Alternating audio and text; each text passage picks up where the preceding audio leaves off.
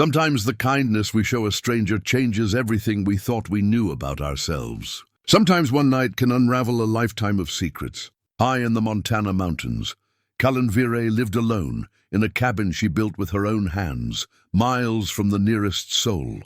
Then a blizzard brought an old woman to her door, frozen and desperate. Callen let her in.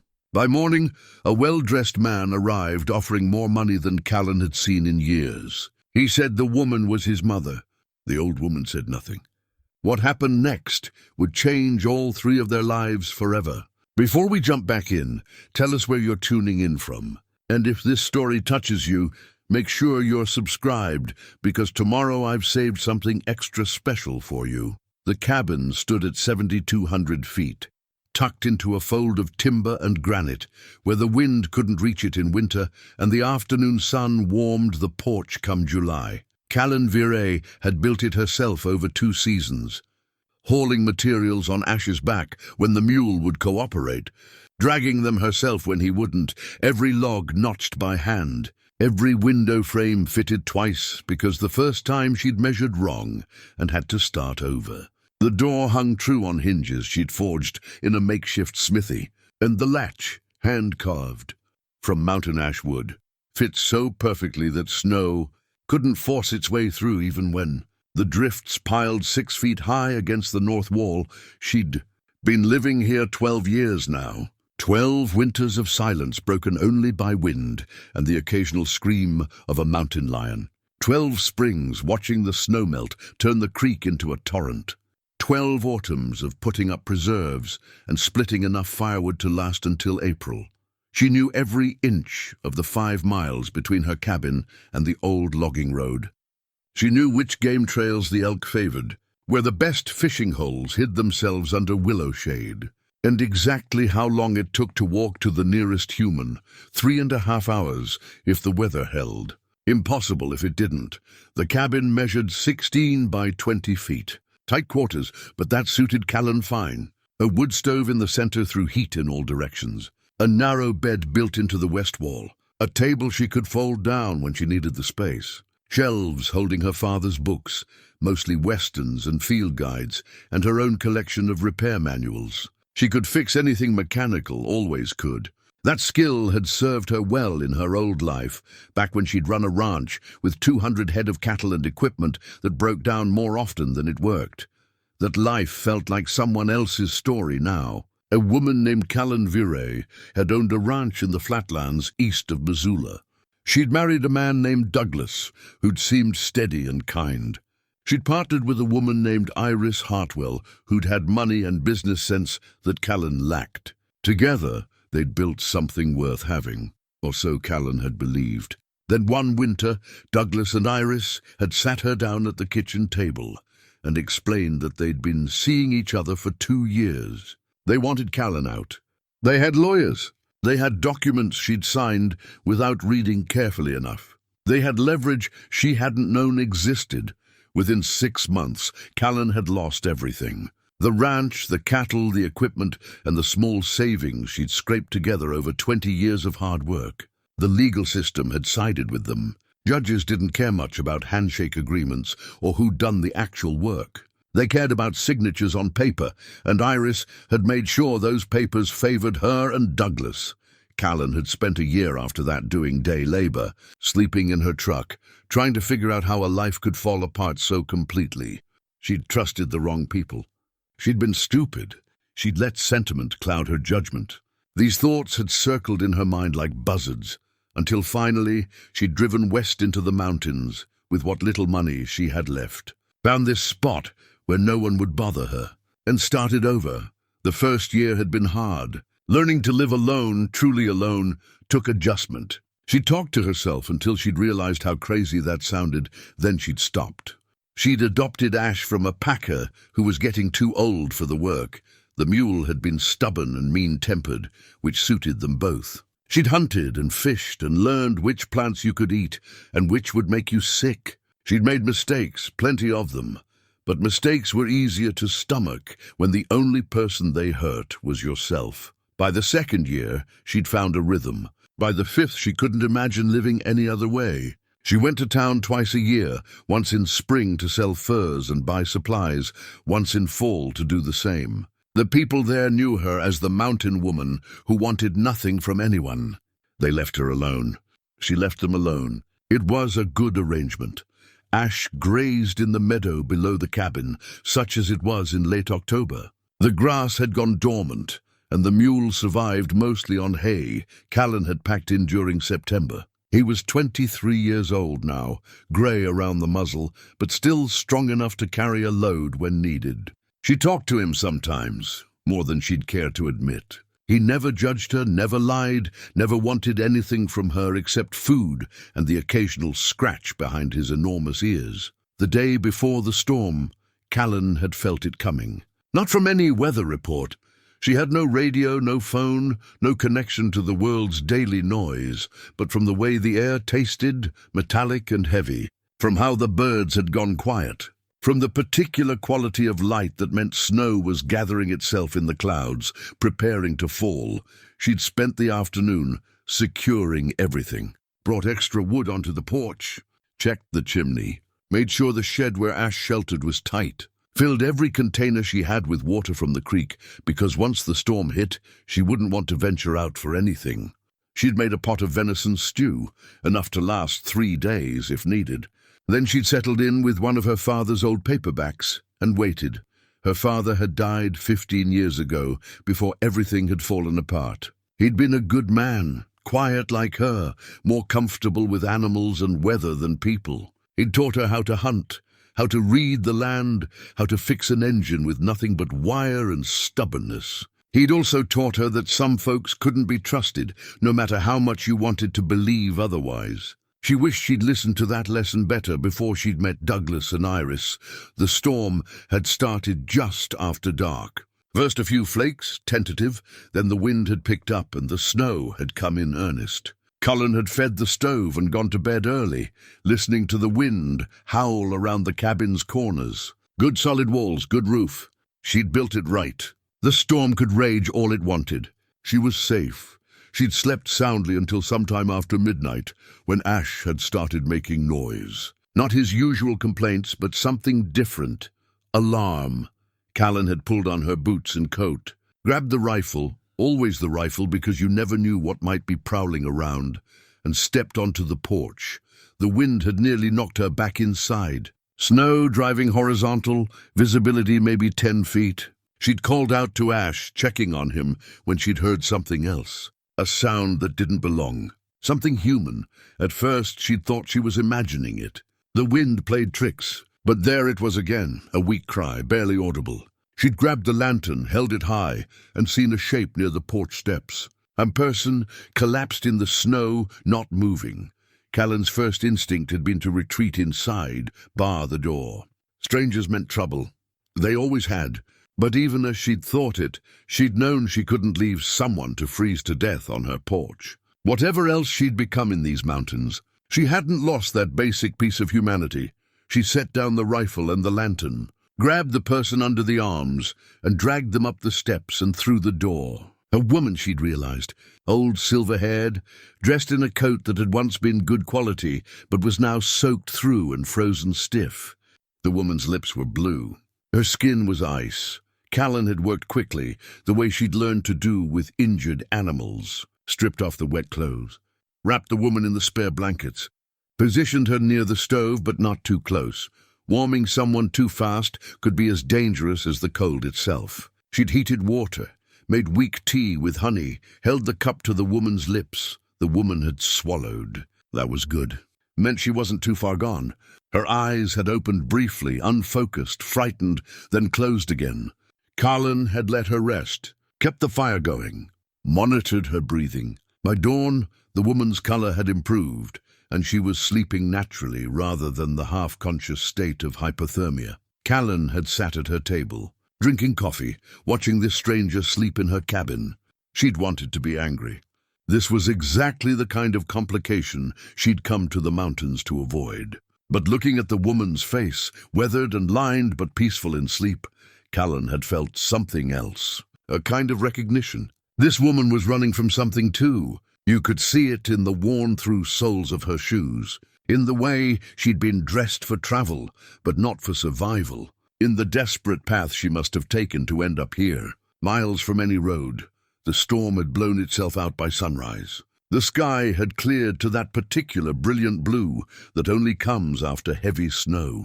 The world outside had been transformed, buried under 2 feet of fresh powder, every pine branch laden with white. The meadow invisible except for where ash had trampled paths to his shelter. Callen had been fixing breakfast, more of the venison stew, biscuits from her dwindling flour supply, when she'd heard the sound of a horse. She'd frozen, listening. Definitely a horse moving slow through the deep snow. Coming up the trail from the south, no one came up this trail. No one knew this cabin existed except the Forest Service, and they left her alone, as long as she wasn't causing fires or trouble. She'd moved to the window, watched a rider emerge from the tree line, a man, well-dressed in the kind of gear that costs serious money. Good wool coat, expensive boots, a horse that looked like it cost more than Callen's old truck. He'd ridden straight to her cabin like he knew exactly where he was going, dismounted and knocked on her door. Callen had picked up the rifle before she'd answered. The man had raised his hands slightly when he'd seen it, a gesture of peace, but his eyes had been hard, calculating. "Mom," he'd said, voice smooth and educated. "My name is Hollis Merrow. I'm looking for my mother. I believe she may have taken shelter here during the storm." Callen hadn't lowered the rifle. "Your mother?" "Yes, ma'am." Hollis Merrow had gestured toward the cabin. "She wandered away from a care facility in Missoula 3 days ago. We've been searching ever since. The storm made it difficult, but we tracked her general direction and, well, your cabin is the only shelter for miles. May I see her?" Behind Callen, still wrapped in blankets by the stove, the old woman had stirred. Callen had glanced back, seen the woman's eyes open, seen something there that made her pause. Not relief, not recognition, fear. "She's recovering from hypothermia," Callen had said, turning back to Hollis. "Nearly froze to death. She needs rest." Of course. Hollis had smiled, but it hadn't reached his eyes. "I understand completely. I'm just so relieved she's safe. I can't thank you enough for taking her in. When she's ready to travel, I'll take her back to the facility. They're equipped to handle her condition. Her condition, dementia," Hollis had said, lowering his voice as if sharing something sad and private. "Advanced stage. She doesn't always know where she is, doesn't recognize family. It's heartbreaking, truly, but the facility is excellent. She'll be well cared for." Callen had studied him. Everything about Hollis Merrow spoke of money and education. The kind of man who was used to getting what he wanted. The kind of man who probably had lawyers on speed dial. But something about his story felt off, like a board that looked solid, but gave slightly when you stepped on it. "She can't travel yet," Callen had said. "Maybe tomorrow. After she's eaten, rested properly." Hollis's smile had tightened. "I appreciate your concern, but I really think tomorrow," Callen had repeated. The rifle hadn't moved. For a moment they'd stood there, taking each other's measure. Then Hollis had nodded slow. "Tomorrow, then. I'll need to stay, of course, to look after her. I'm sure you understand." Callen hadn't wanted him in her cabin. Every instinct had screamed at her to send him away. But refusing would have looked suspicious, would have raised questions she didn't want to answer. She'd stepped aside, let him enter, kept the rifle close. Hollis had gone straight to the old woman, knelt beside her. "Mother," he'd said, voice full of concern. "Thank God you're safe. You gave us such a scare." The woman had looked at him with those sharp eyes, had said nothing, had turned her face away. "The dementia," Hollis had said to Callen, as if this explained everything. "She doesn't always respond, doesn't always know me." But his jaw had been tight, and Callen had seen his hand grip the woman's shoulder just a fraction too hard. The day had passed in uncomfortable tension. Callen had given the woman, Hollis had called her Ebby, said it was short for Ebeline, a bowl of stew and watched her eat slowly, carefully, like someone who'd been hungry for a while. Her hands had trembled, but they'd been steady enough. Her eyes had stayed sharp, watching everything. Hollis had talked about the care facility, about how worried he'd been, about the difficulties of caring for an aging parent with cognitive decline. He'd talked a lot, actually, filling the silence with explanations that felt rehearsed. Callen had half listened, paying more attention to Ebby's reactions. The old woman had flinched when Hollis had touched her arm, had gone still and quiet whenever he'd addressed her directly. "I want to offer you something," Hollis had said in the afternoon, reaching into his coat. "For your trouble, for saving her life, $10,000.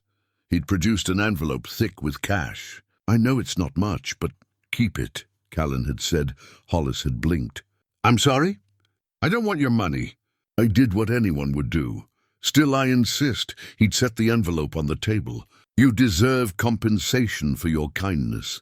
Callen had let it sit there, untouched. $10,000. More money than she'd seen in years. Enough to buy supplies for 3 winters, maybe fix up Ash's shed properly, replace her worn-out boots and coat. But taking it would have obligated her to Hollis somehow, would have made her complicit in whatever was happening here, because something was happening. Callen had been certain of that much. The way Ebby wouldn't look at Hollis, wouldn't speak, would only watch him with those frightened, calculating eyes. The way Hollis had positioned himself between Ebby and the door, casual but deliberate. The way he'd tensed when Callen had moved near the old woman, as if worried about what might be said. Evening had come. Callen had made sleeping arrangements. Ebby could keep the bed. Callen would take the floor near the stove. Hollis could have the bench along the wall. None of them had slept much. Callen had stayed awake, listening to Hollis's breathing, to the small sounds Ebby made shifting in the blankets. The rifle had stayed within arm's reach. Sometime after midnight, Callen had needed to use the outhouse. She'd pulled on her coat, taken the lantern. When she'd returned, she'd seen Hollis through the window, standing over Ebby, going through the pockets of her coat, searching for something. Callen had entered quietly. Looking for something? Hollis had straightened, smooth as silk. Her medication. She needs to take it regularly. I thought she might have it with her. Find it? Unfortunately, no. She must have lost it somewhere in the storm. He'd moved away from the coat back to his bench. We'll get her more at the facility. Callen had checked on Ebby. The old woman's eyes had been open, watching. Callen had leaned close, whispered, "Are you his mother?" The slightest shake of the head. "No. Do you want to go with him?" Another shake. No. Callen had straightened, looked at Hollis. He'd been watching them, jaw tight. "Is there a problem?" He'd asked. "No problem," Callen had said. But she'd moved the rifle closer, had sat where she could see both of them, had stopped pretending this was a simple rescue. By dawn, the situation had become clear. Hollis wasn't leaving without Ebby. Ebby wasn't going willingly. And Callen was caught in the middle of something she didn't understand, but recognized as dangerous. When the sun had risen, Hollis had started talking about leaving. "The trail should be passable now. We should get Mother back to proper care." "She still needs rest," Callen had said. "I really must insist, and I really must insist she stays until she's stronger." Callen had stood, rifle in hand. "Another day won't hurt." Hollis had stared at her. The polite mask had slipped just slightly, revealing something cold underneath. "Ma'am, I don't think you understand the situation. My mother is not well. She requires professional care. I'm grateful for what you've done, truly, but she's my responsibility. I'm taking her today." "No," Callen had said. "Simple as that. I could make this difficult for you," Hollis had said quietly. "I have resources, connections. The county sheriff is a personal friend." "Then ride down and get him," Callen had replied. "Bring him back up here. Let him decide if she's fit to travel." They'd stood there, locked in silent battle. Finally, Hollis had smiled, cold and tight. "Fine, I'll do exactly that. But you're making a mistake, Miss Virey. You don't know who you're dealing with." "Neither do you," Callen had said. Hollis had left then, riding back down the trail, with promises to return with proper authorities. Callen had watched him go, then turned to Ebby. The old woman had been sitting up, blankets pulled around her shoulders, looking stronger than she had the night before. "Thank you," Ebby had whispered. The first word she'd spoken. Her voice had been rough from disuse, but clear, intelligent. "Thank you for not believing him." "Who is he?" Callen had asked. "Someone who wants me dead," Ebby had said simply. "And now he knows you won't let him take me easily." which means you're in danger too. Callen had poured them both coffee, sat across from Ebby at the small table. Start from the beginning. Ebby had wrapped her hands around the cup, seeking its warmth. My name is Ebby Lauren, not whatever he told you. I'm not his mother. I don't have dementia, and I've been running for 3 months. From him, from the people he works for. Ebby had taken a sip, steadied herself. I made a mistake. I saw something I shouldn't have seen. Now they want to make sure I can't tell anyone about it. What did you see? Ebby had hesitated. Before I tell you that, you should know if you help me, if you get involved, your life changes. These aren't small-time criminals. They have money, power, connections. They make problems disappear. People disappear. Callen had thought about that. About the life she'd built here in the mountains, solitary and safe. About how she'd already been betrayed once by people she'd trusted. About how smart it would be to stay out of this, to let Ebby go with Hollis, to return to her quiet existence. But she'd also thought about Ebby's eyes when Hollis had touched her. About the fear there, real and deep.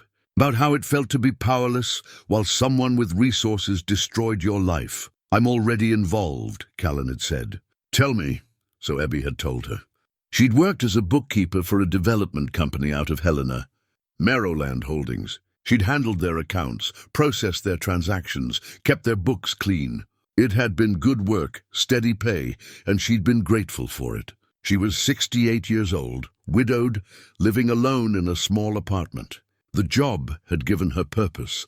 Then she'd noticed irregularities. Money flowing through accounts that didn't make sense. Payments to shell companies. Numbers that didn't add up when she looked closely. At first she'd thought it was her mistake, that she'd missed something. But the more she'd investigated, the clearer it had become. The company was laundering money, large amounts, and not just for themselves.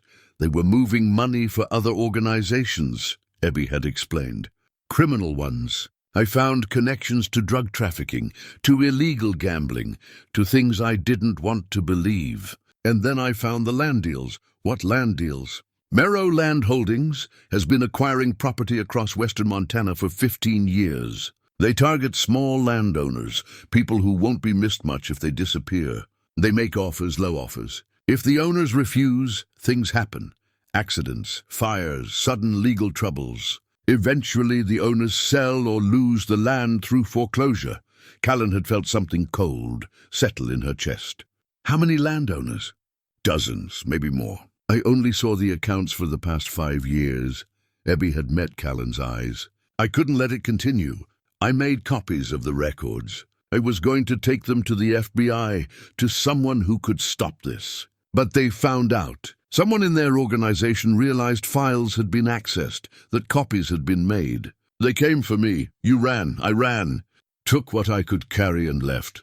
I'd been careful, used cash, avoided cameras.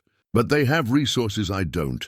They tracked me across 3 states. Every time I thought I'd lost them, they'd find me again. I was trying to reach a federal office in Kalispell when the storm hit. They got turned around in the mountains, lost, and then I saw your light. Callen had absorbed this. A development company with criminal connections. Land deals that ruined small owners. It sounded like something from a movie, except Ebby wasn't acting. The fear in her voice was genuine.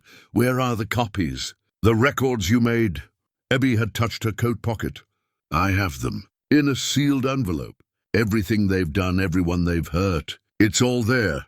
And Hollis? Works for them? I don't know his exact position, but he's been following me for weeks. He's the one they send when they need something done quietly.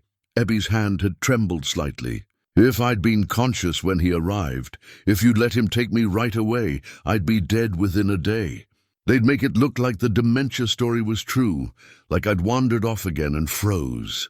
No one would question it. Callen had stood, moved to the window. Hollis had been gone maybe an hour. The ride to the nearest town was 3 hours minimum, longer in deep snow. He'd need time to talk to the sheriff, to spin his story. She had maybe 6 hours before he returned, possibly with others. He's not bringing the sheriff, Callen had said. No, Ebby had agreed. He's calling for backup, more men. They'll come back and take me by force if necessary. And they'll deal with you too, since you're a witness now. Then we can't be here when they return. Where would we go? I saw the landscape when I was trying to find shelter. There's nothing out here but wilderness. I can barely walk. I'd slow you down, Callen had turned back to her.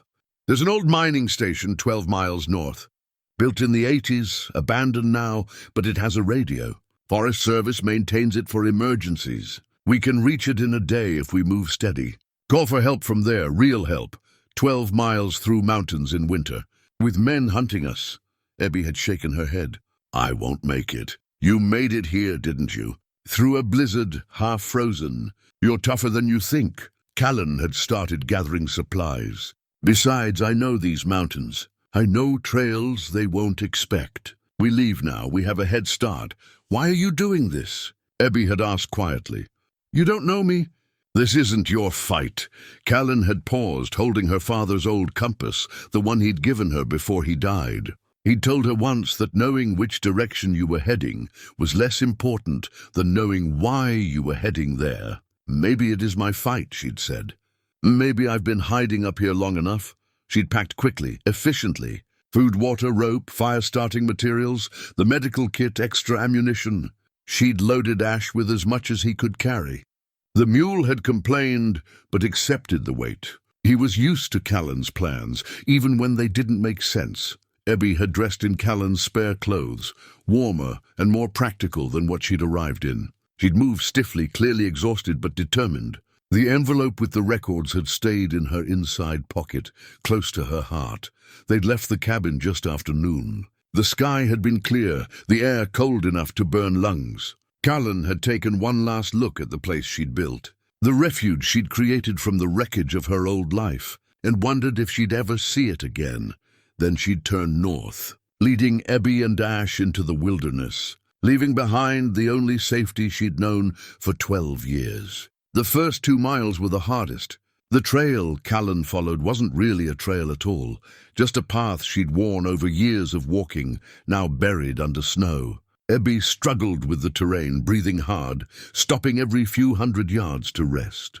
Callen adjusted her pace, patient, watching the sun move across the sky and calculating how much time they had. Ash plodded along behind them, steady and reliable, despite his complaints. The mule knew these mountains as well as Callen did. He picked his way carefully through the deep snow, finding solid footing where it looked like there was none. They stopped at a fallen pine 2 hours in. Callen shared out jerky and water, while Abby caught her breath. The old woman's face was drawn, but determined. She hadn't complained once, though Callen could see the effort it cost her.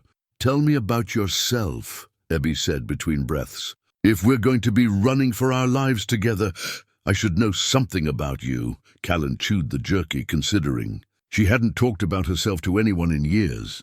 Not much to tell. I live alone, keep to myself.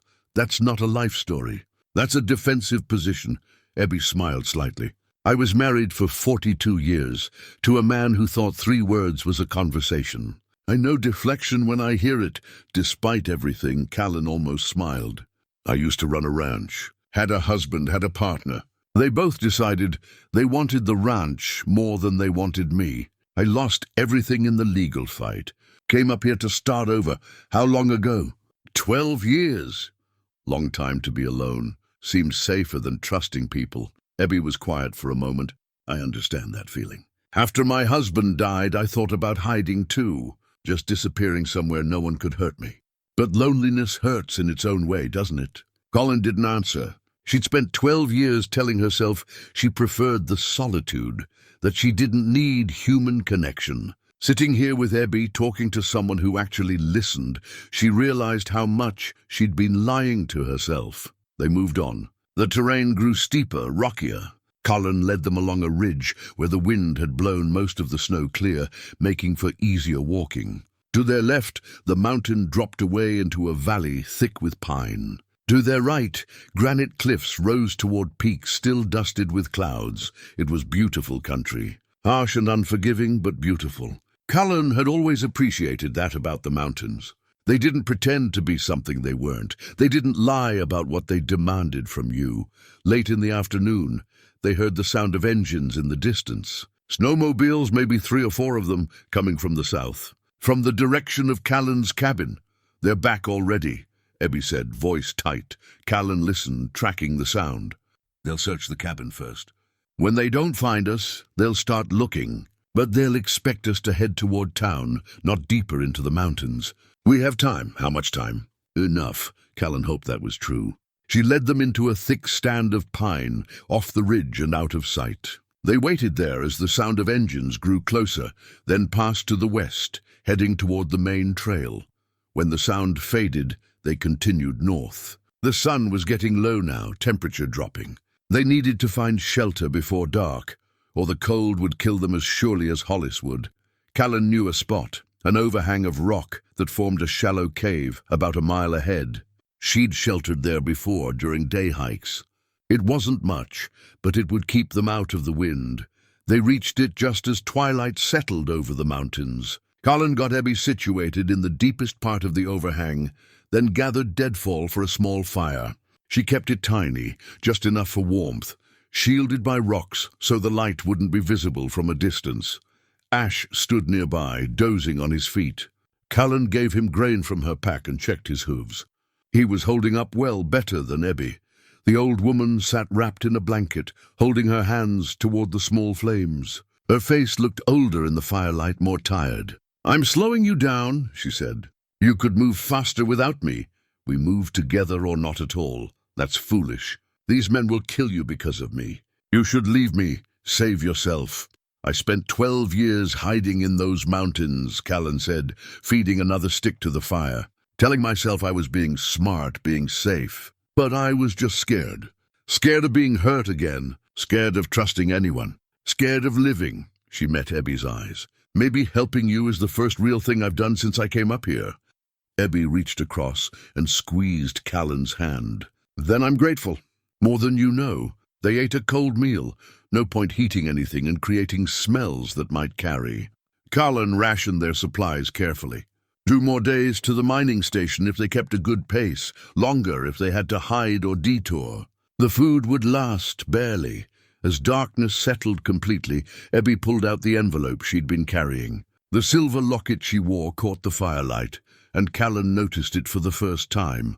"May I?" Callen asked, gesturing to the locket. Ebby opened it, showing 2 photographs. A young boy and girl, maybe 8 and 10 years old. "My grandchildren. Haven't seen them in 3 months. Their mother thinks I'm traveling, visiting old friends. I didn't want to tell her the truth, didn't want to put them in danger. They look like good kids. They are." Ebby closed the locket, held it tight. "That's why I couldn't just let this go. The things Merrowland Holdings has done, the families they've destroyed, someone has to stop them. If I don't make it out of these mountains, promise me you'll get this envelope to the authorities. Promise me it won't be for nothing." "You'll make it out," Callen said. "We both will." But she took the envelope, memorized the feel of it, the weight. If something happened to Ebby, if they got separated, Callen would make sure the information reached the right people. It was a promise she intended to keep. The night grew colder. Callen kept watch while Ebby slept, feeding the fire 1 small stick at a time, listening to the sounds of the forest. Sometime after midnight, she heard the snowmobiles again, distant but definitely searching. They were being thorough. Hollis wasn't giving up. Good, Callen thought. Let him waste his fuel searching the wrong places. Every hour he spent looking for them was an hour closer they got to safety. Ebby stirred around 3 in the morning, took her turn at watch so Callen could sleep. It was a gesture of trust, and Callen appreciated it. She dozed lightly, rifle across her lap, drifting in and out of awareness. When dawn came, pale and cold, they shared the last of the coffee and prepared to move. Ebby looked better, more rested. The night's sleep had helped. They packed quickly, efficiently, working together now with the ease of people who understood each other. Callen checked their position with her father's compass. North by northeast, another 8 miles to the mining station. They could do it. They had to do it. They left the overhang just as the sun cleared the peaks to the east, painting the snow gold and pink. It would have been beautiful if they weren't running for their lives. Callen led them along a deer trail, narrow but passable, that wound through terrain too rough for snowmobiles. Around mid-morning, they found boot prints in the snow. Fresh ones, someone on foot, moving parallel to their path about a 1/4 mile west. Callen studied them, calculated. One person, heavy load, moving south. Probably one of Hollis's men searching. They changed direction, heading more directly north, putting distance between themselves and whoever had left those tracks. The terrain grew steeper, harder. Ebby struggled but kept moving, jaw set with determination. By noon, they could see the mining station in the distance, a small structure perched on a ridge. So close, another hour, maybe two, and they'd reach it. They'd have the radio. They could call for help. That's when they heard the gunshot. The shot echoed across the valley, impossible to pinpoint the exact location. Callen grabbed Ebby's arm, pulled her behind a boulder. Ash, bless him, followed without being told, understanding danger when he heard it. They waited, listening. Another shot, then a third. Not aimed at them. Callen would have heard the bullet impact if they were the target. Someone else was shooting. At what? Could be hunters, Ebby whispered. Not hunting season. Callen kept her voice low. And no one hunts this far back unless they're after something specific. They heard voices then, faint but carrying in the cold air. Men shouting to each other. At least 3, maybe 4, coming from the northeast. From the direction of the mining station, Callen's stomach sank. They'd anticipated the searchers would head toward town or search the cabin area. They hadn't considered that Hollis might know about the mining station, might have guessed where they'd tried to reach. They're at the station, Callen said quietly. How did they know? Doesn't matter now. What matters is, we can't reach it. Callen studied their surroundings. They were exposed here, too visible if anyone looked their direction. We need to move. Get to cover. They retreated into a thick stand of pine, worked their way west and then north, circling wide around where they'd heard the voices. The mining station was compromised. They needed a new plan. Callen thought hard, running through options. The next nearest shelter with a radio was 40 miles south, back the way they'd come, past her cabin. Impossible. The town was 15 miles west, but Hollis had connections there, or claimed to. Going there felt like walking into a trap. That left one option. The old logging camp at Ridgeline Peak, 20 miles northwest. It had been abandoned for 30 years, but some of the structures might still be standing. More importantly, there was a fire tower. If they could reach it, they could see for miles, spot any searchers coming. And fire towers often had emergency supplies, maybe even a radio, 20 miles through mountain wilderness with men actively hunting them. With Ebby already exhausted, with winter weather that could turn deadly without warning. Tell me you have a plan, Ebby said as they moved through the trees. Working on it, they found a spot to rest in a narrow ravine, out of sight from above. Callen shared out water and the last of the jerky. She'd need to hunt soon, or they'd run out of food. There's another place we can try, Callen explained. Logging camp at Ridgeline Peak, it's farther, rougher terrain, but they won't expect us to go that direction. How far? 3, maybe 4 days at our pace. Ebby absorbed this. Our food won't last 4 days. I can hunt. I know what plants are safe even in winter. We'll manage. And if they find us before we reach this camp? Callen checked her rifle. 23 rounds left. Then we'll deal with it. They rested another hour, letting Ebby recover some strength. Callen used the time to scout ahead, making sure their route was clear. She moved quietly through the forest, the way her father had taught her, reading the land, watching for signs of disturbance. She found more boot prints half a mile north. 2 different sets, moving in a search pattern. Hollis had more men than she'd thought. At least 6, maybe more. They were coordinating, spreading out, trying to cover all possible routes. Callen returned to Ebby with this information. The old woman's face was grim, but not defeated. We can't outrun them forever. Don't need to outrun them forever. Just need to outlast their search. Men like that, they're used to easy work. Couple days in these mountains, cold and tired, they'll make mistakes. We just have to stay ahead of those mistakes. They moved northwest, using terrain that was too rough for casual pursuit. Callen picked their path carefully, avoiding anywhere their tracks would show clearly. She led them through streams when possible, over rocky ground, through thick brush that would hide their passage. By late afternoon, they'd covered another 5 miles. Callen found a stand of frozen rose hips and gathered what she could. Not much nutrition, but better than nothing. She spotted deer tracks and considered trying for a kill, but a gunshot would give away their position. Better to stay quiet, stay hidden. As darkness approached, they made camp in a dense thicket of young pine. No fire tonight, too risky? They huddled together for warmth, sharing body heat, with ash positioned as a windbreak. In the darkness, Abby talked quietly. She spoke about her life before all this, about her husband, a gentleman who'd taught high school mathematics, about her daughter, who worked as a nurse in Billings, about her grandchildren, who loved dinosaurs and fairy tales. She'd had a good life, she said.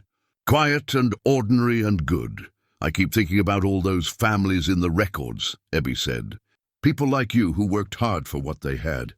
The company targeted them specifically, folks who wouldn't have lawyers, who wouldn't fight back effectively. They'd make their first offer, reasonable enough. When it was refused, they'd start the pressure. Citations for code violations that didn't exist. Surprise tax assessments. Equipment failures that looked like accidents. Fires, Callen repeated, thinking about her own ranch. The barn that had burned 3 months before everything fell apart. Your ranch, Abby said, understanding in her voice. It was them, wasn't it? Meadowland Holdings? Callen had never looked into who'd bought her land after the foreclosure. She'd been too broken, too defeated. She'd just wanted to disappear. I don't know, maybe. When we get out of this, when we get somewhere safe, we can check. The records I have go back 15 years. Your name might be in them. The thought that her betrayal, her destroyed life, might have been part of something larger. It didn't make it better exactly, but it changed something. Made it less about her failures and more about being targeted by people who did this professionally, repeatedly, without conscience. They dozed fitfully through the cold night. Callen woke every hour or so, listening, checking their surroundings. Around 3 in the morning, she heard engines again, far to the south. The searchers were still out there, still looking. Dawn came grey and threatening. The sky had that heavy feel that meant snow. Not a blizzard, maybe, but enough to make travel difficult. Enough to cover their tracks, which was good, but also enough to slow them down, which was bad. They ate a meager breakfast, some of the rose hips, water, nothing more. Callen's stomach growled, but she ignored it. Hunger was just discomfort. They'd faced worse. As they prepared to move, Abby pulled out her envelope again. I want you to read this, she said, handing it to Callen. If something happens to me, you need to know what's in here. Need to know what we're fighting for. Callen opened the envelope carefully. Inside were photocopied documents, dozens of pages, densely packed with financial records, property transfers, and annotated notes in Abby's precise handwriting. She flipped through them, seeing names and dates and numbers that painted a picture of systematic corruption spanning over a decade. Meadowland Holdings. The name appeared again and again, but it was the subsidiary companies that caught Callen's attention. Shell corporations with generic names: Mountain Vista Development, Western Property Partners, Bitterroot Holdings, and there, buried in a property transfer document from 12 years ago, the sale of the Virey Ranch to Bitterroot Holdings. Forced sale due to default on a loan Callen didn't remember taking. A loan that, according to Abby's notes, had been created through forged documents. Callen's hands trembled as she read. They'd targeted her ranch specifically, had manufactured the debt, had paid off her husband and business partner to cooperate. The affair between Douglas and Iris hadn't been the cause of her ruin. It had been the tool used to destroy her emotionally, while they destroyed her legally. They do this to everyone, Abby said quietly. Find their weakness, exploit it, make it personal so the victims blame themselves instead of looking at the bigger picture. Callen flipped through more pages. Saw other names, other families. The Hensons, who'd lost their cattle operation to a mysterious disease that killed their entire herd. The Rowlands, whose son had been arrested on drug charges the week before they sold their land. The Fosters, whose daughter's medical bills had bankrupted them, pattern after pattern. Tragedy after tragedy, all leading back to Meadowland Holdings and their network of shell companies. How many? Callen asked. 47 families that I documented. Probably more before I started working there. And it's not just Montana. They operate in Idaho, Wyoming, parts of Oregon. Anywhere there's valuable land and people who can't afford to fight back. The authorities know about this. Some local law enforcement is compromised. Some just don't have the resources to investigate something this complex. I was going to take it to the FBI field office in Kalispell. They have a white-collar crime division. They could shut this down.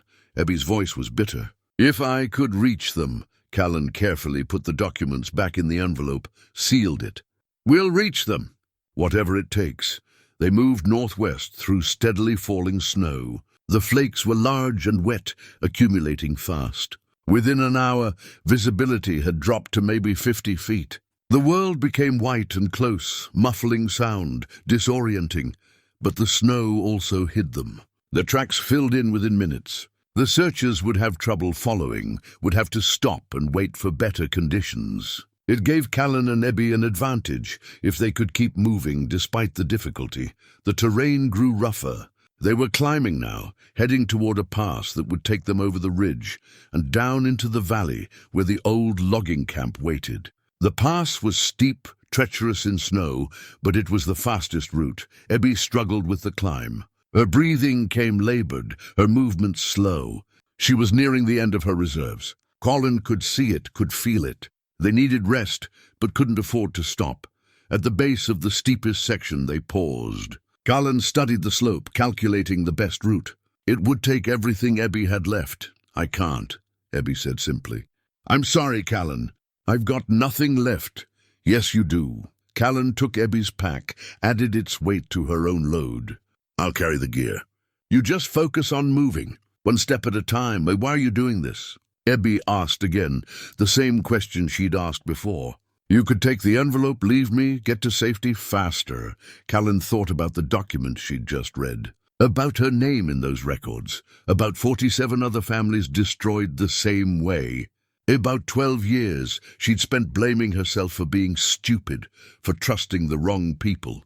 Because for 12 years I've been hiding, Callen said. Telling myself I was broken, that I deserved what happened. But I didn't deserve it. None of those families deserved it. And if we make it out of here, if we get this information to the right people, maybe it means something. Maybe we stop them from doing it to someone else. Ebby's eyes filled with tears. Thank you, she whispered. Thank me when we're safe. Now let's climb. They made their way up the slope slowly, painfully. Callen went first, finding the best path, testing the snow for stability. Ash followed, sure-footed despite the conditions. Ebby came last, using Ash's tail for support when she needed it. Halfway up, Ebby slipped. Callen caught her before she could slide, held her steady until she found her footing again. They continued. Another slip, another catch. The climb took 2 hours for what should have been 30 minutes. At the top of the pass, they collapsed in the snow, exhausted. The wind was brutal up here, cutting through their clothes, stealing their warmth. But they'd made it. Below them, barely visible through the snow, was the valley. The logging camp would be at the far end, another 10 miles at least. They couldn't make 10 miles today. Not in this snow, not with Ebby's condition. They needed shelter soon. Callen spotted an outcropping of rock about a 1/4 mile down the far side of the pass. It might provide some protection from the wind. They struggled toward it, fighting through drifts that came up to their knees. The outcropping formed a small cave, barely large enough for the 3 of them, Callen, Ebby and Ash. But it was dry and out of the wind. Callen got them settled, then went back out to gather what deadfall she could find. The wood was wet, but she got a small fire going, using bark she'd kept dry in her pack. They huddled around the flames, warming slowly. Ebby had stopped shivering, which was either a good sign or a very bad one. Callen made her drink water, made her eat some of the pine nuts she'd gathered yesterday. Tell me about your father, Ebby said, her voice drowsy. The compass. It was his. Callen held the brass compass, worn smooth from years of handling. He gave it to me when I was 16, said a person needs to know which way they're heading. Not just in the woods, but in life. He meant it like a moral compass, I think, making sure you're going towards something good, rather than away from something bad. You're heading towards something good now. Abby said maybe, or maybe I'm just finally heading somewhere instead of hiding. Night fell early in the storm. The snow continued, relentless. Somewhere out there, Hollis and his men were searching. But in their small cave, with the fire burning and Ash's warmth beside them, Callen felt something she hadn't felt in 12 years. Purpose. She'd spent so long surviving, just existing. Now she was fighting for something. Fighting for Abby, yes. But also fighting against the people who destroyed her life, who destroyed so many lives. Fighting to make sure the truth came out. It might cost her everything. Might cost her life, but at least it would mean something. Abby fell asleep sitting up, head drooping. Callen repositioned her gently, made sure she was warm. Then she sat watch, feeding the fire, listening to the storm, planning the next day's route. The documents stayed safe in their envelope, pressed against Abby's chest under layers of clothing. Evidence of crimes committed, families destroyed, lives ruined. Evidence that could bring down an entire organization if it reached the right hands.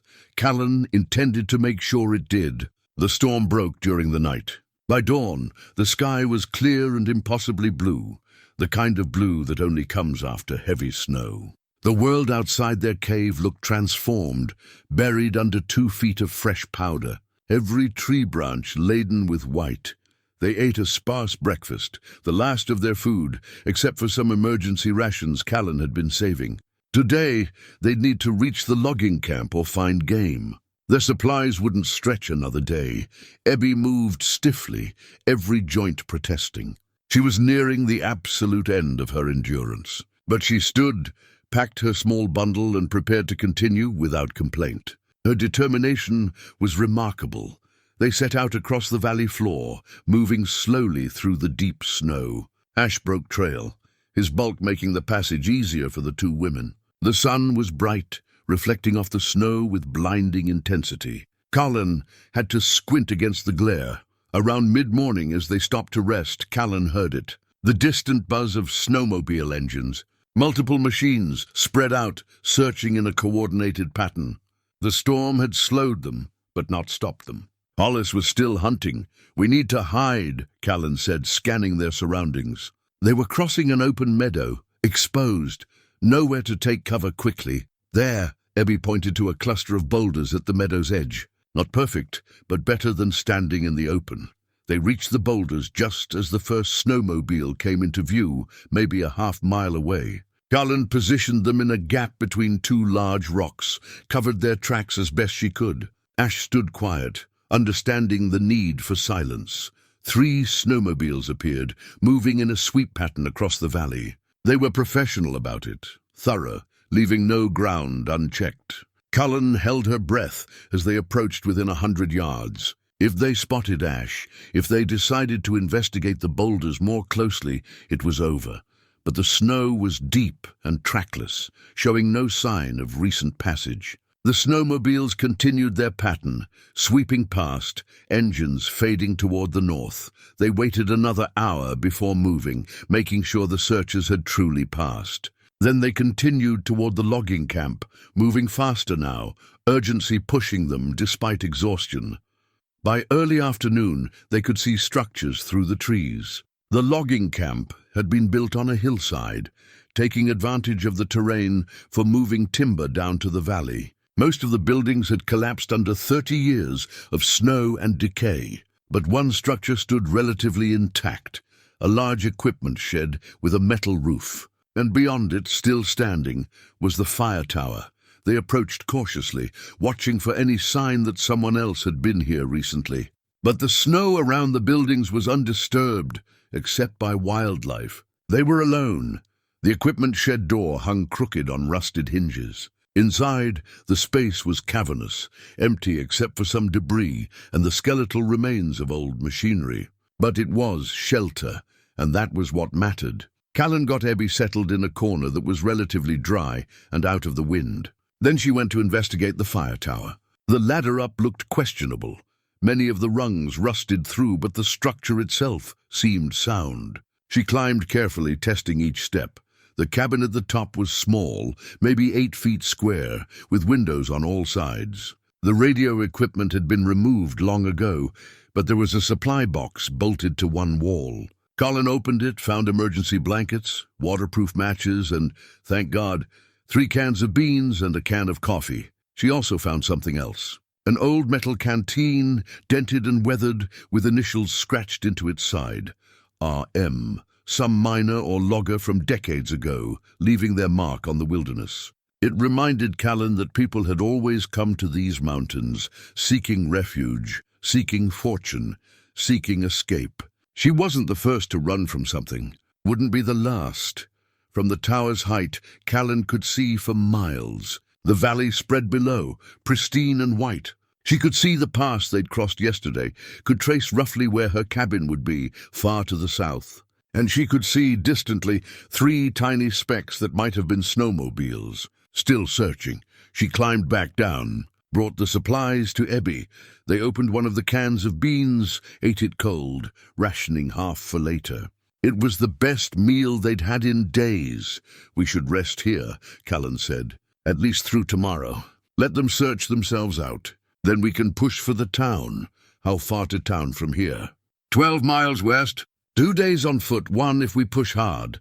Ebby nodded, too tired to argue. She wrapped herself in one of the emergency blankets and fell asleep almost immediately. Callen stayed awake, keeping watch. She used the time to go through the documents again, studying them more carefully now. The scale of the operation was staggering. Merrow Land Holdings had been acquiring property across 4 states for 15 years. The paper trail showed connections to legitimate banks, law firms, even some government officials. One name appeared repeatedly in the financial records: Edgar Wainwright. According to Ebby's notes, he was the CEO of Merrow Land Holdings, a respected businessman, philanthropist, member of various civic boards. His public face was impeccable, but the documents showed his real business: money laundering for criminal enterprises, systematic land theft, and in several cases that Ebby had marked with red annotations, probable homicide. Property owners who'd refused to sell and had subsequently died in accidents. Fires, falls, drownings. All investigated, all ruled accidental. But the pattern was clear when you looked at them together. Callen was flipping to the section on her own ranch when something caught her eye. A memo, dated 13 years ago, outlining acquisition strategies for properties in Bitterroot County. Her ranch was listed, along with 12 others. The memo was clinical in its language, discussing pressure points and leverage opportunities. There was a subsection about her specifically. It noted that she had a trusting nature, that her marriage showed signs of strain, that her business partner had financial difficulties. It outlined a plan to exploit these weaknesses, to pay off the business partner, to seduce the husband, to manufacture debt through false loan documents. Everything that had destroyed her life had been planned in advance, documented, approved by executives at Merrow Land Holdings. She turned the page and froze. The signature approving the plan was right there at the bottom. The person who'd ordered her life destroyed, who'd set in motion the events that had left her broken and hiding in the mountains for 12 years. It wasn't Edgar Wainwright. It was Douglas Virey, her ex-husband. The document showed he'd been working for Merrow Land Holdings for 2 years before they'd even married. The marriage itself had been part of the plan. Gain her trust, get inside her business, then execute the takeover when the timing was right. Their entire relationship had been a lie. Every moment of their 7 years together, every word of love, every shared meal, every quiet evening, all of it calculated, performed, designed to position him for the eventual betrayal. Callen's hands trembled as she read further. Douglas wasn't just an employee. He was a specialist. Someone Merrow Holdings brought in when they needed to infiltrate a target from the inside. He'd done it before her, would do it after. Professional intimacy fraud, they called it in the documents, and Iris. Poor, foolish Iris, who Callen had thought was the other woman, the homebreaker. She'd been a target too. The documents showed she'd been promised partnership in the new development if she cooperated.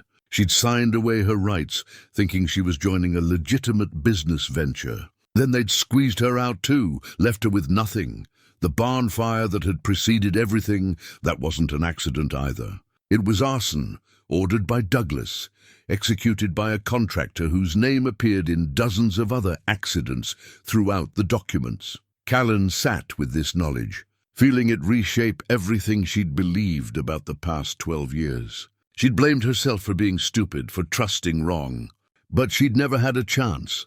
She'd been targeted by professionals, people who did this for a living, and Douglas was still doing it. The documents showed 3 more operations in the past 5 years. 3 more women befriended, romanced, married, destroyed, all to acquire land their families owned. She heard voices outside, distant but getting closer. The searchers had found the logging camp. Callen moved to the door, looked out. 2 snowmobiles approaching from the north. She could make out Hollis on one of them. They'd be here in minutes. She woke Ebby quickly. "We have to move now." They gathered their things, moved to the back of the equipment shed. There was a door there, half buried in snow. Callen forced it open. Beyond was the hillside, steep and covered in timber. They could hear the snowmobiles pulling into the camp as they slipped out the back. Hear voices, men calling to each other. Hear the sound of the fire tower ladder creaking as someone climbed up to check it. Callen led Ebby and Ash into the forest, moving as quietly as possible through the snow. Behind them someone shouted. They'd been spotted. They ran. There was no other option, no time for strategy. Just run straight into the timber, into the steep hillside, where snowmobiles couldn't follow easily. Behind them, engines roared to life. Men shouted. Callen heard Hollis's voice, clear and commanding, directing the pursuit. The hillside was brutal. Steep enough that they had to grab trees to pull themselves upward, the snow sliding beneath their feet. Ebby got up, fell again. Callen hauled her to her feet, kept her moving. Ash scrambled up behind them, his hooves finding purchase where human feet slipped. Gunshots cracked through the air. Not aimed at them yet. Warning shots, maybe, or just men firing out of frustration. But they were close enough that Callen could hear the bullets hitting trees. They crested the hill and found themselves at the edge of a gorge. Steep walls dropping 50 feet to a frozen creek below. No way across, no way around, without backtracking directly into the pursuit. Callen looked left, looked right. The gorge ran for half a mile in each direction before narrowing enough to cross. Half a mile they didn't have. "There," Ebby gasped, pointing down. 20 feet below their position, a ledge ran along the gorge wall. Narrow, treacherous, but it might lead to easier crossing downstream. "That ledge won't hold, Ash," Callen said. "Then leave him." "We don't have a choice." Callen looked at the mule, her companion for 12 years. Ash looked back at her with his patient, knowing eyes. She couldn't leave him. But she couldn't get him down that ledge either. The sound of engines grew louder. They'd found a way around the steepest part of the hill, were coming up fast. Callen made a decision. She slapped Ash hard on his rump, shouting, sending him running north along the gorge rim. The mule took off, moving faster than she'd seen him move in years. His tracks would draw the pursuit, at least for a while. Give her and Ebby time. Then she helped Ebby over the edge, lowering her carefully to the ledge below. Followed herself, her father's hunting knife in one hand, using it to anchor against the frozen rock. The ledge was maybe 18 inches wide, the drop to the frozen creek dizzying. They moved along it carefully, pressed against the rock face. Callen could hear the snowmobiles reaching the gorge edge above, could hear Hollis cursing, directing his men. They'd seen Ash's tracks heading north, were following. But one man looked over the edge, scanning. Callen froze, pressed flat against the rock. The man's eyes swept past them, moved on. Apparently satisfied, he turned away. They continued along the ledge, inch by painful inch. It narrowed further, barely wide enough for their feet. Ebby's breathing came in panicked gasps. "I can't do this." "Yes, you can.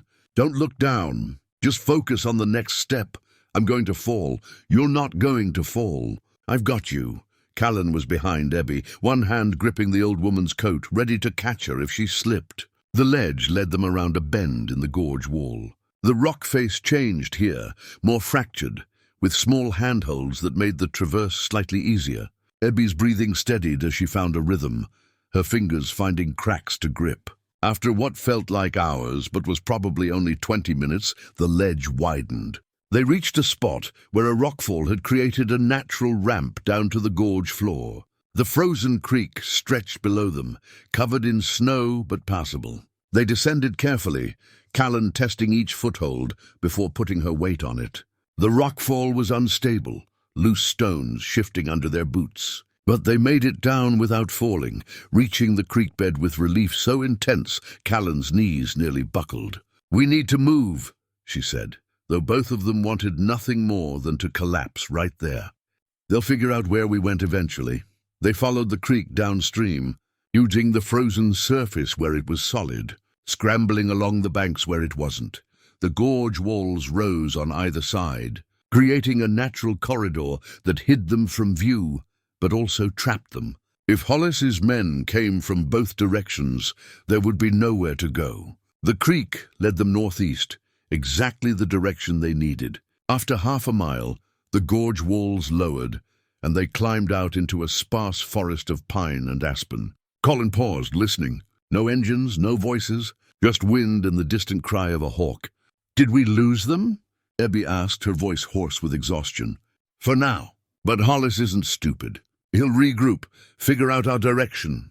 Callen scanned the landscape, getting her bearings. Through the trees ahead, maybe 2 miles distant, she could see a ridge. "The ranger station is just over that rise. We're close." "How close?" 2 hours if we move steady." "Let's see if we push." Abby nodded, drawing on reserves Callen didn't know she had. "Then we push." They moved through the forest, keeping to the thickest cover. Callen's senses were hyper-alert, every sound potentially dangerous. A branch cracking, just a deer. A distant rumble, thunder, not engines. Her nerves were stretched wire-thin, ready to snap. An hour passed. They climbed the lower slopes of the ridge, the ranger station somewhere on the far side. Callen's legs burned with exhaustion.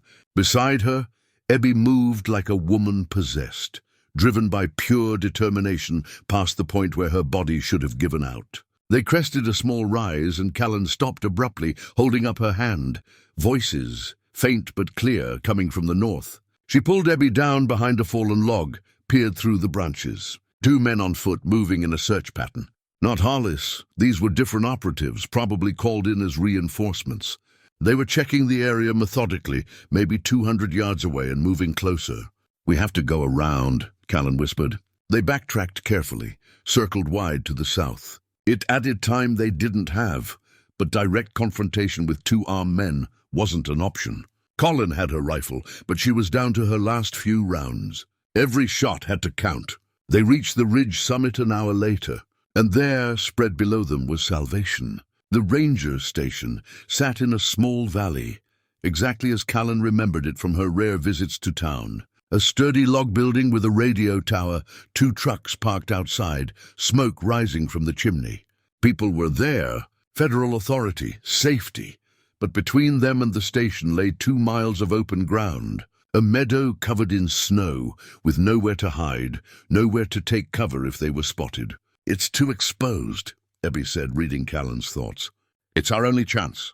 We can't survive another night in these mountains. We're out of food, nearly out of strength." Callen studied the terrain, calculating. "If we move fast, keep low, we might make it before they spot us. And if they spot us in the middle of that meadow, then we run faster." Callen checked her rifle one more time.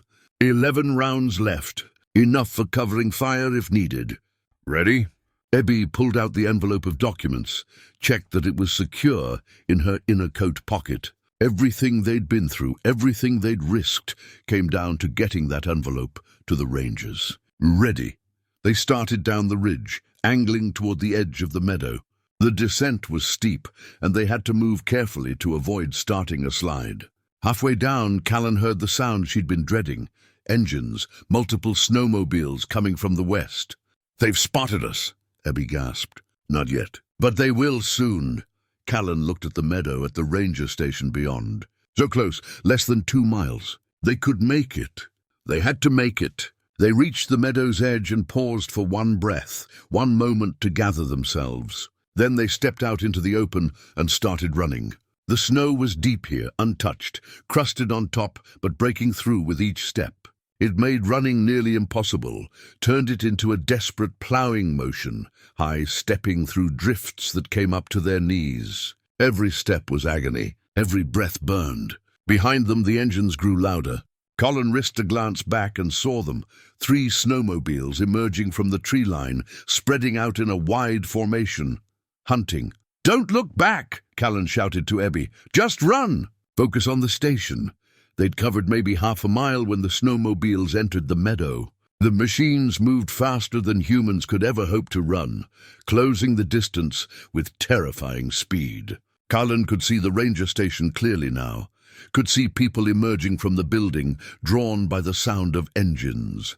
3/4 of a mile to safety. The snowmobiles were 400 yards behind and closing fast. Callen stopped, turned, raised her rifle. She couldn't outrun them, but she could slow them down, buy Ebby a few more precious seconds. "Keep going," she shouted to Ebby. "Don't stop, no matter what."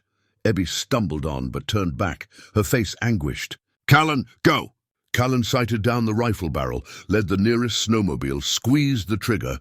The shot cracked across the meadow. She saw snow kick up near the machine's front ski, close but not a hit. She chambered another round, fired again. This time the snowmobile swerved violently.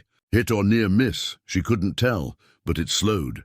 The other 2 machines kept coming. One of them was Hollis. She could see his expensive coat, his determined posture. 200 yards and closing.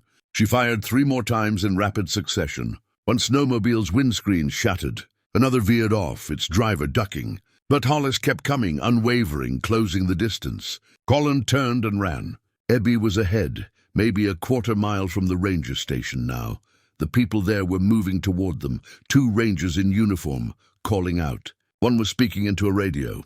50 yards behind her, she heard Hollis's snowmobile, heard him shouting. She risked a glance back and saw him slowing, dismounting, raising a pistol. She dove sideways as he fired, the bullet whipping past where her head had been. Rolled in the snow, came up, fired back. Her round hit his snowmobile's engine cowling, and the machine coughed, died. Hollis abandoned it and started running toward her on foot. His face was twisted with rage and determination. 20 yards between them. Callen raised her rifle, pulled the trigger, click, empty. She'd lost count, burned through her remaining rounds in the covering fire. Hollis smiled, cold and triumphant, raising his pistol. "End of the line, Miss Virey. Federal Rangers." A voice boomed across the meadow, amplified through a bullhorn. "Drop your weapons, now!" The Rangers had reached Ebby. One had helped her to her feet, was half carrying her toward the station. The other stood with his rifle raised, aimed at Hollis. More engines approached, these from the direction of the ranger station. A truck, moving fast across the snow, carrying more uniforms. Behind them, sirens wailed in the distance. Hollis looked at Callen, at the Rangers, at the approaching reinforcements. His face cycled through emotions. Rage, calculation, something like respect. His finger tightened on the trigger. "I said drop it." The Ranger shouted again. For a heartbeat that stretched into eternity, Callen thought Hollis would shoot anyway, would take her down even knowing he'd be caught, killed, stopped, just to finish what he'd started. Then his hand relaxed. The pistol lowered. He let it drop into the snow. They moved northeast through the morning, pushing hard despite exhaustion. The ranger station was close now, maybe 5 miles. So close Callen could almost feel the safety it represented. Federal land, federal authority, people who could help.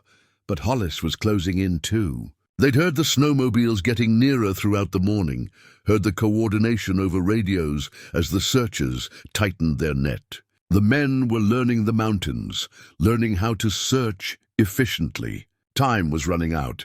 Around noon they broke from the tree line into a small valley. The ranger station sat on the far side, maybe 2 miles across open ground.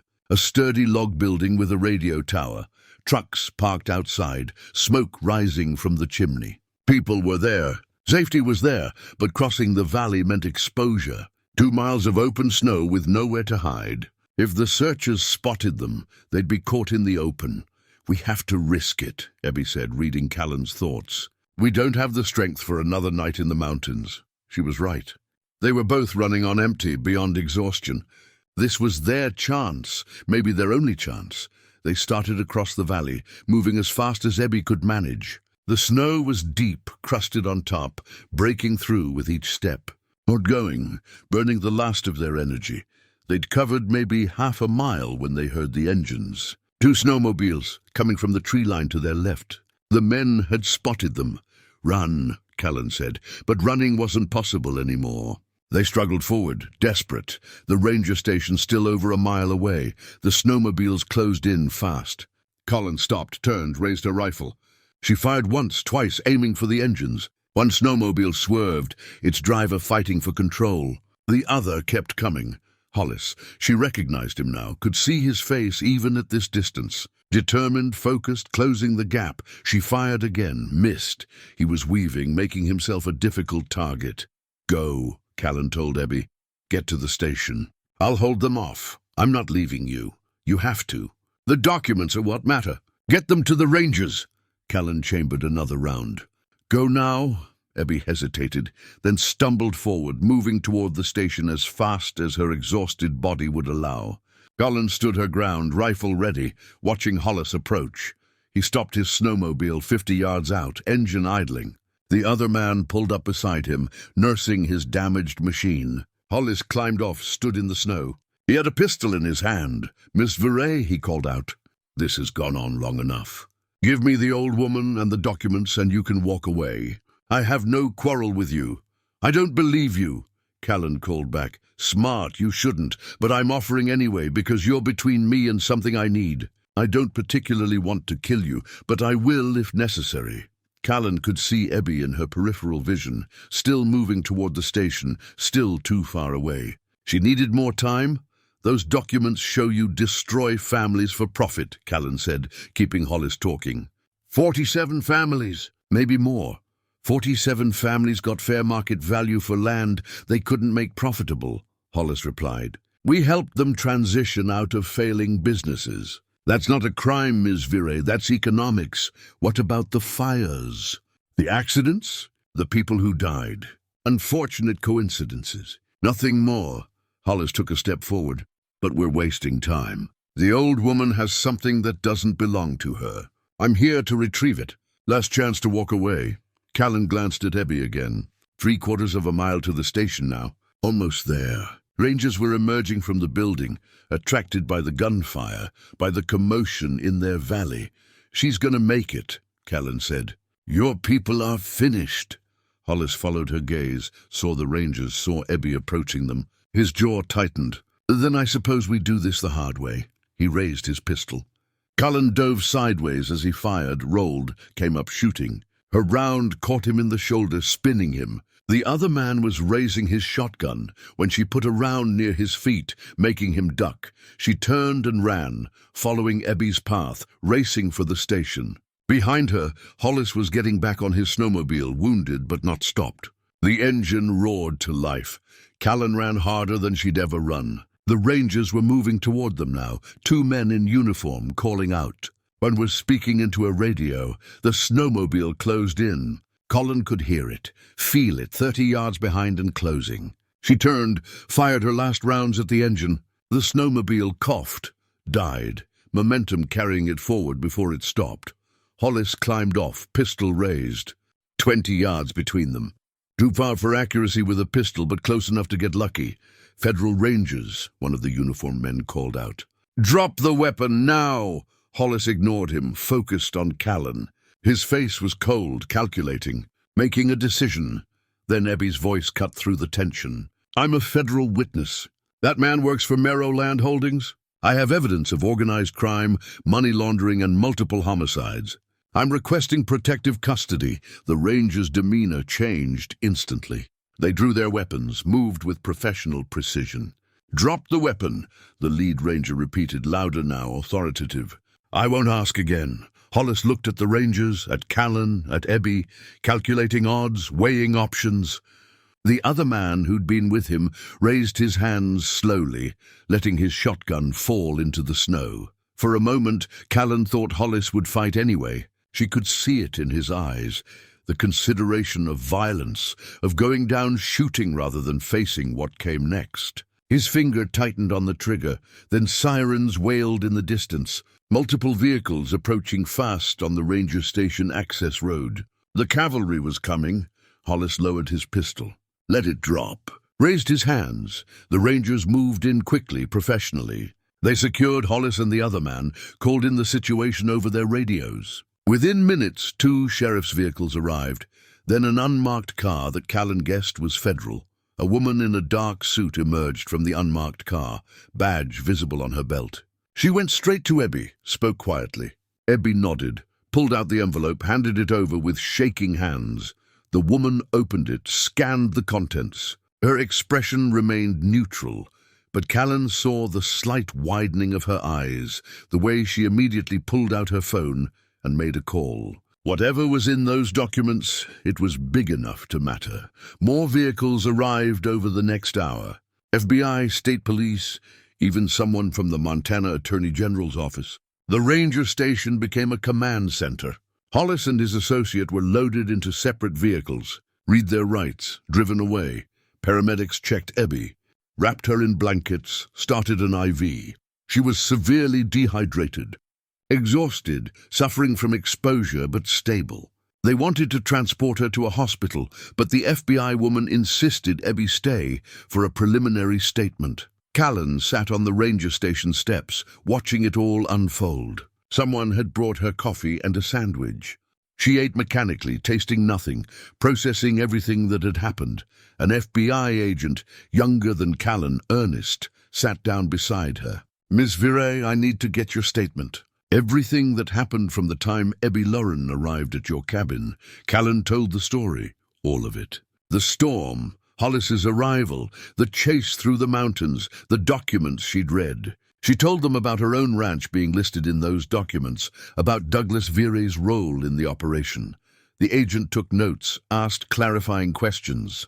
When Callen mentioned Douglas, he paused. "Douglas Virey is in our system. We've been watching him for 3 years.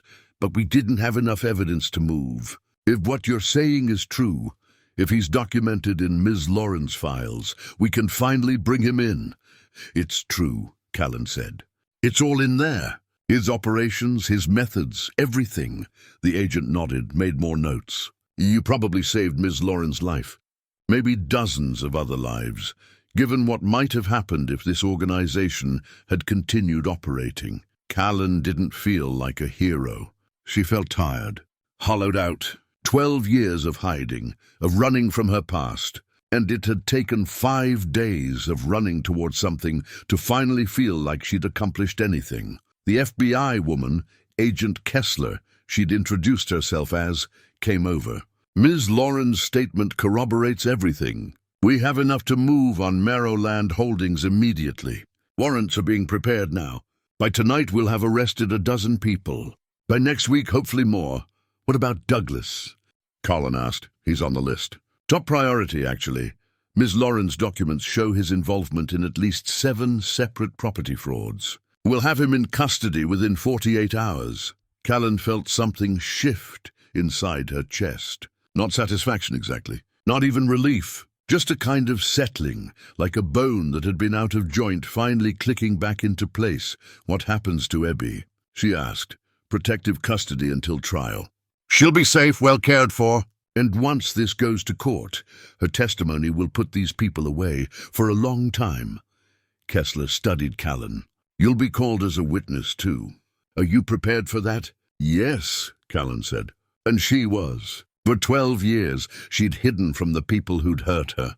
Now she'd face them in court, tell her story, make sure they answered for what they'd done. They let Ebby and Callen talk before the ambulance took Ebby away. The old woman looked small, wrapped in the blankets, IV line in her arm, but her eyes were clear and grateful. "You saved my life," Ebby said simply. "You gave me mine back," Callen replied. "I'd been dead up in those mountains, just didn't know it. You reminded me what it feels like to be alive." Ebby squeezed her hand.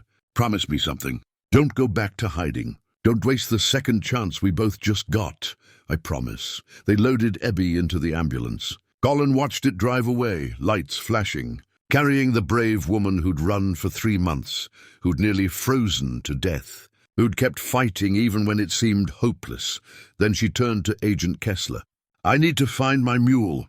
They found Ash 3 miles north of the ranger station, grazing in a meadow, like nothing unusual had happened. The old mule looked up when Callen approached, whickered softly and went back to eating. "Stubborn animal," Callen said, but her voice was warm. She checked him over, found him uninjured except for some minor scrapes. He'd led the pursuit on a chase through the mountains, kept them occupied while Callen and Ebby made their escape, then wandered off to find food when it was done. Typical Ash.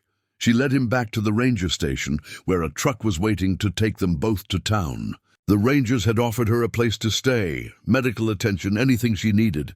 For the first time in 12 years, people were helping her without expecting anything in return. The next 3 weeks passed in a blur.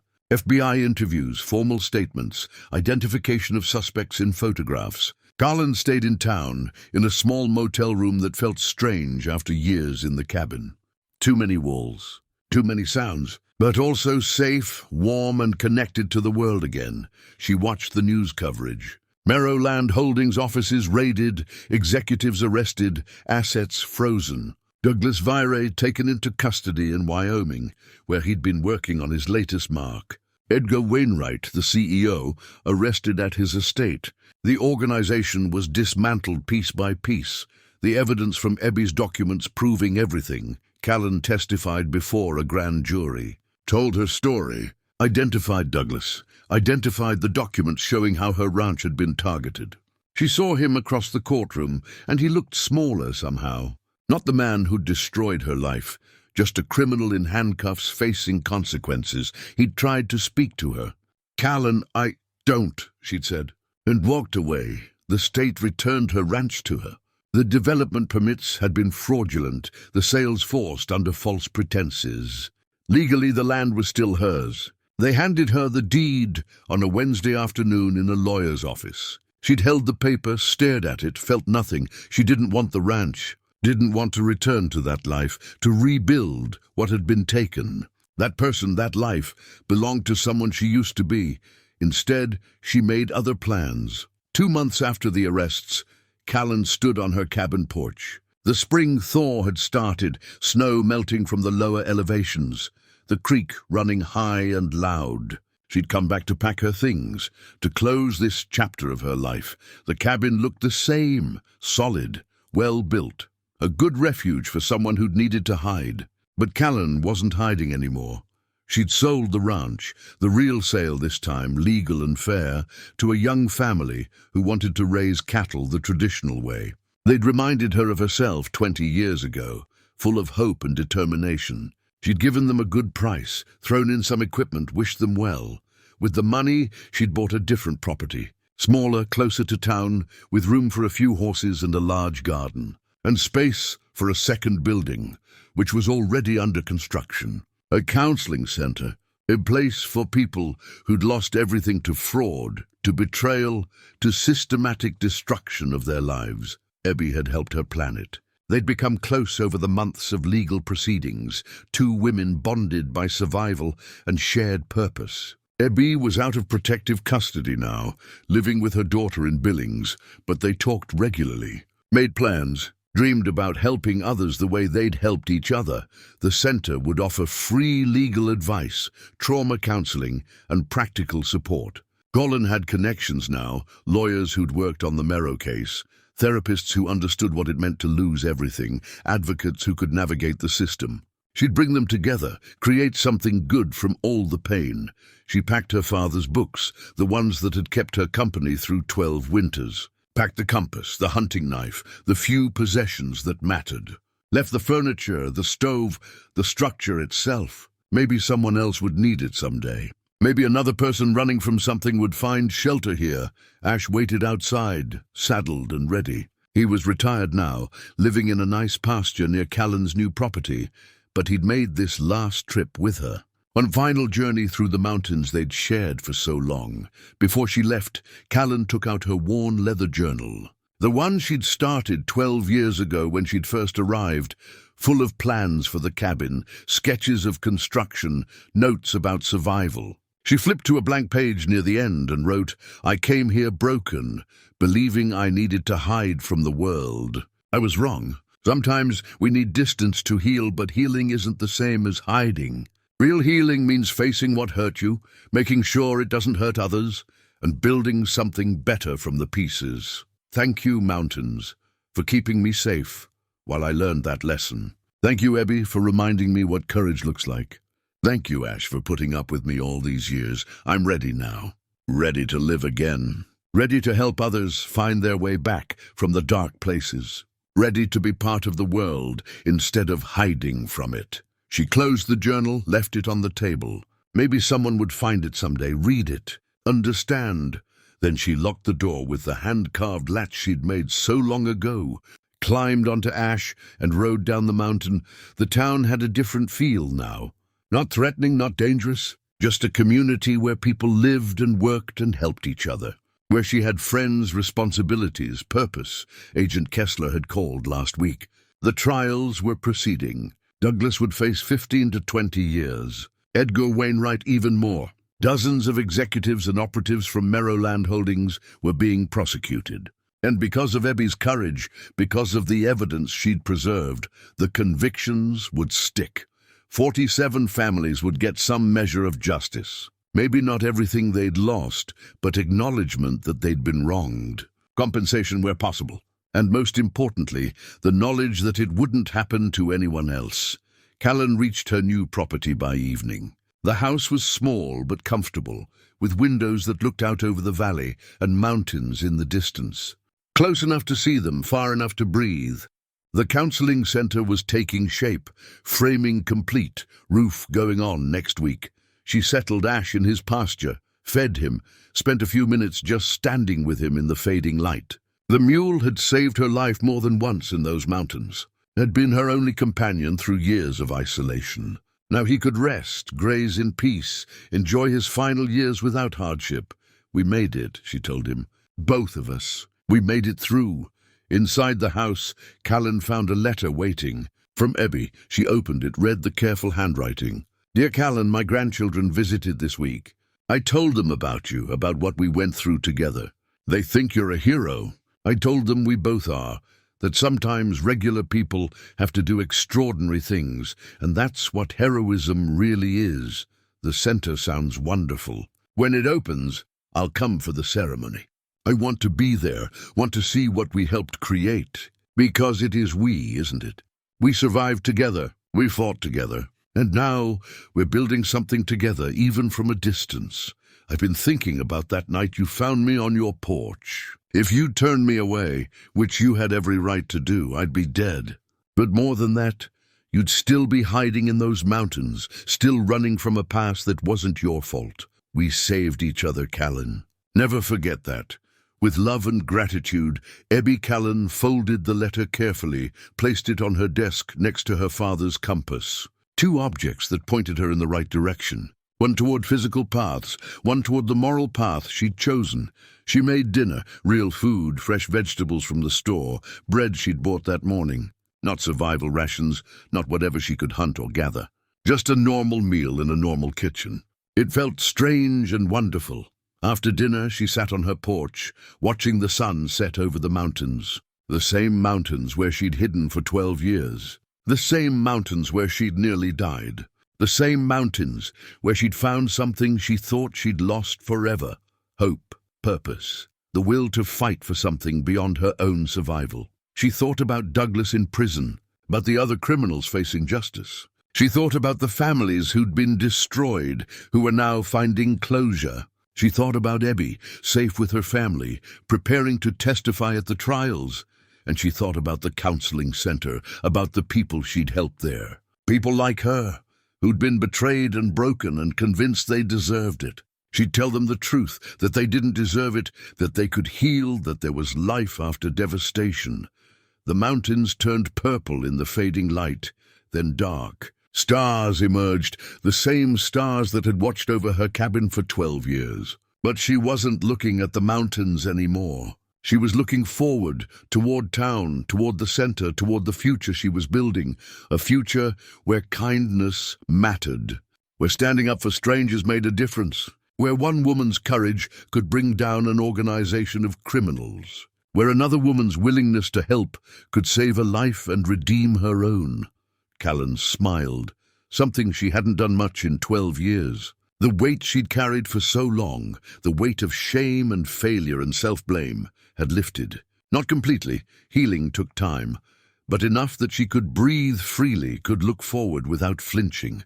She'd built a cabin in the wilderness to hide from the world. Now she was building a center in the valley to help heal it. That seemed like the right direction. Her father would have approved.